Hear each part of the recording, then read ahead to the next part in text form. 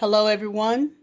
Welcome back for another episode of The Road to an Effective Classroom Environment. I am your host, Dr. Lashawnte, and I trust everyone is having an awesome day. So today, our topic is inclusive education. All means all. So at this time, I would like to just say thank you to our special education teachers who put forth so much effort in making sure that their students are readily prepared for what happens outside of the classroom and what happens after graduation. Many times, our special education teachers are our unsung heroes. We know that teaching as a whole, this is a profession that is definitely a calling. And those who come in with the right frame of mind, they are there making changes in the lives of students everywhere. But this episode, I wanted to talk briefly about inclusive education. And this is not going to be the last episode regarding inclusive education and looking at special education, because there is just so much that can be said. Well, you might be saying to yourself, well, Dr. Lashawnte, what does that have to do with maintaining an effective classroom environment?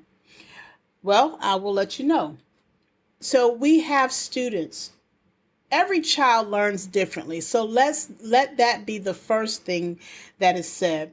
Every child, every adult learns in a different way. Even though we talk about modalities and learning styles, you have those that are visual learners, auditory learners.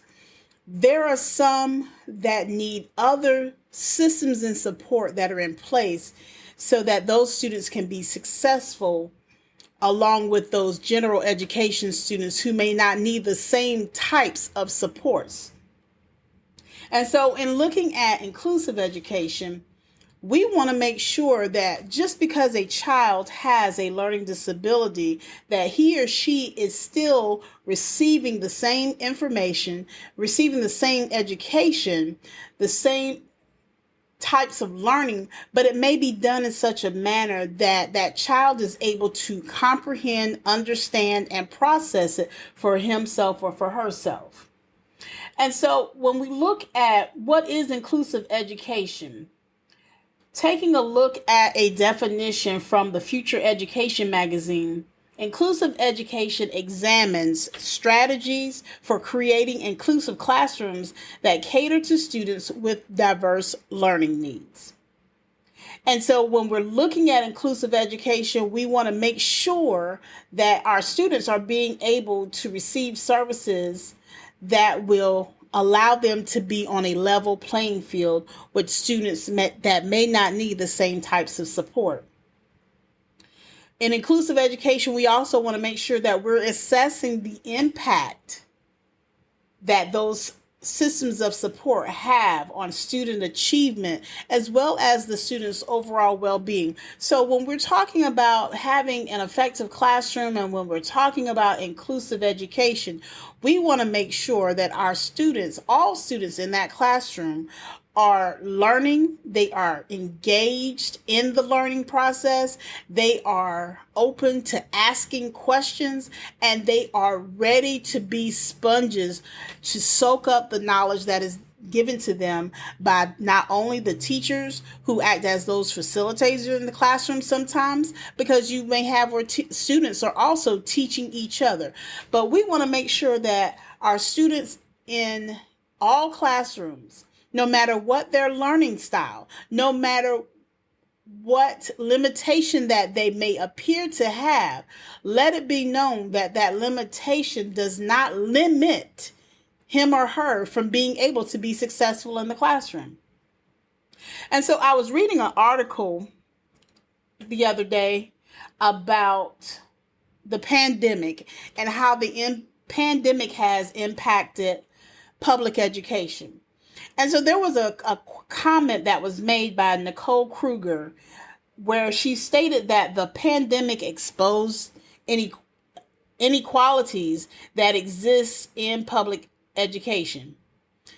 So I agree with that statement to a certain extent, because what I feel that the pandemic has done, I personally feel that the pandemic has opened the eyes to the deficiencies in public education and the lack of those of the students being able to be on an equal playing field who have certain limitations or certain disabilities. So I feel like the pandemic exposed some things about public education because our children were online.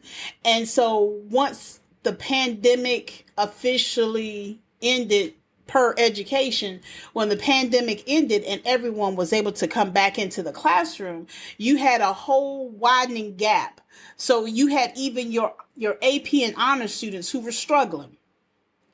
And so with that, when seeing that, not being in front of a teacher every day physically and being able to do certain things inside of the classroom, that opened up a door for things to be exposed. But I feel like the exposing was for those who are not in education. Those of us who are in education and those of us who understand special education and we understand what the students struggle with, or we try to understand what each individual student is struggling with, we know that public education has not been for them for a long time, because our students who are in special services, many times they're cast aside and they're not included in certain classes because they're going to fall behind, because there's not enough money in the budget for someone to be a support to one individual student. Because when you have one student with one additional person that may go along with that student to each and every class, that is a salary that has to be placed in the budget. And so I agree with what Nicole said about the pandemic exposing those inequalities in public education, but I felt that the exposing was for those who are outside of education. Many of us, we already knew. If we are keeping up with what goes on with special services students, we know exactly what's going on with them. And we see it, and we've known for a while. And many of us have been in a place where we could not really do everything that we needed, but we do what we can. But the public was able to see, because not only were our special services students struggling, but also students who you would think would not struggle. They were struggling as well. And so when we're talking about inclusive education, you want to be able to have students who have limitations, have some type of physical limitation, or if they have a learning disability, you want them to be able to still receive the same curriculum. It may be taught in a different manner at a different speed, but they're getting the same information. They're getting what they are able to retain and able to process. An example of this would be, let's say that you have a student who wants to be a beautician or a hairstylist, or wants to own her own business in that type of field. And let's say that student is considered an intensive needs student, and that student is on a non-diploma track. When a student is on a non-diploma track, that means that he or she is not going for a high school diploma, but is getting a certificate of attendance. Or in some states who have really understood what it means to have where these students are able to graduate with something that they can take on to the next job, they are graduating with an individualized diploma. Not many states are doing that. But if you don't mind, do some research and reach out to me. Email me and let me know if your state is one of those. I know North Carolina is a state that is offering that, but let me know if your state offers some type of individualized diploma for intensive students who are not on track for a high school diploma. And my email address is lashawnte6@gmail. That's LASHAWNTE, the number 6@gmail.com. Share that with me. Share your comments. Share what you think about this episode as well. But going back to the example, so let's say that this student wants to have her own business, and she wants to work in some type of area where she's either a stylist, or she's doing lashes, or she's doing working with skincare, and she's told that she can't because we don't have room in this class for you, or we don't have the capabilities within this building to be able to assist you. That's where we, as a public school, we fail that student, because you have to get creative in helping the students. It's not a one size fits all. You can't fit a student in a box and say that everybody else, all other students, are going to fit inside this box as well. It doesn't work like that. Whether you are a special services student or whether you're general education, everyone does not learn the same way. And until public education gets to the point where money is not an issue, and where we are able to be creative and go outside of said box in order to do what's best for our students, until public education does that, that young lady who wants to be a hairstylist, but because she's not graduating with a diploma, she's got to figure something else out once she gets out of school.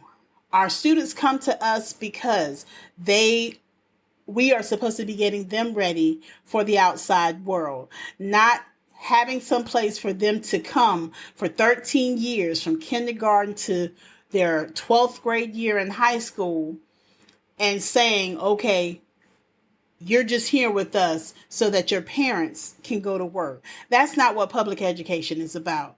And so eyes have to be open to know that when we say inclusive education, we have all types of students. They come into our buildings, and they come in with the best that they have, their best ability, their best talents. They come in with that. It's up to us as educators to help cultivate that, because if we don't, those same students will become a discipline issue in the building, and they will become an issue outside of the building as an adult, because they result to doing other things in order to get what they need, because they did not get it while they were with us. So, inclusive education, we're supposed to create those classrooms in which we cater to those diverse learning needs. What that looks like, it's going to look different from every school to school, from district to district, from state to state, from country to country. But what I do know is that we must try. Our next episode, I'm going to continue this conversation about inclusive education, but this was something that was very passionate to me, laid on my heart as I was thinking about what am I going to bring to the people today, because I wanted to get something out to you. And inclusive education was what was laid on my heart. And so this is going to be at least a 2-part. It might even go into a 3-part series. But just wanted to throw a few bits of information out there, give you some food for thought. Think about, what does that look like as an educator? If you're in the classrooms right now, if you're a teacher in a classroom, if you're an administrator, whether you're at the school level, the district level, if you're a politician who's sitting in the seats at the State House making decisions for us educators, please make sure that when you're thinking about what's best for public education, please keep in mind, what does inclusive education looks like to you? What does that look like? I am your host, Dr. Lashawnte. I hope that you have enjoyed this session. And again, drop me some comments.